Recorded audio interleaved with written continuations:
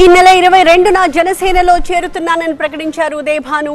వైసీపీకి రాజీనామా చేయాలని నిర్ణయించుకున్నానని, రేపు తనతో కలిసి వచ్చే కార్యకర్తలతో చర్చిస్తానని అంటున్నారు ఆయన. జనసేన పార్టీని బలోపేతం చేయడానికి తన వంతు కృషి చేస్తాను అంటున్నారు. కూటమి ఆశయాలకు అనుగుణంగా పనిచేస్తాను అంటున్నారు ఉదయభాను. కూటమి నేతలతో విభేదాలు రాకుండా జాగ్రత్త పడతానని కూడా చెప్తున్నారు. అయితే ఎలాంటి కండిషన్స్ పెట్టకుండానే తాను జనసేనలో చేరుతున్నానని చెప్పారు సామినేని ఉదయభాను. 22వ తారీఖున జనసేన పార్టీలో చేరడానికి నిర్ణయించుకున్నాను. నాతో పాటు ప్రయాణం చేసేవారిని కూడా మరి జనసేన పార్టీలో రమ్మని కూడా నేను ఆహ్వానిస్తాను. తప్పకుండా మరి జనసేన పార్టీని రాష్ట్రంలో బలోపేతం చేయడం కోసం నా వంతు నేను తప్పకుండా కృషి చేస్తానని చెప్పి తెలియజేస్తాను. ఏదైతే కూటమి ఆశయాలతోటి పార్టీ నిర్మించారో ఆ కూటమి ఆశయాలకు తగ్గట్టుగానే నేను కూడా వ్యవహరిస్తాను.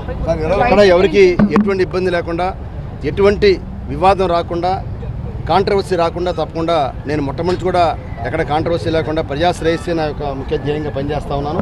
అదేవిధంగా పనిచేస్తాను తప్పకుండా.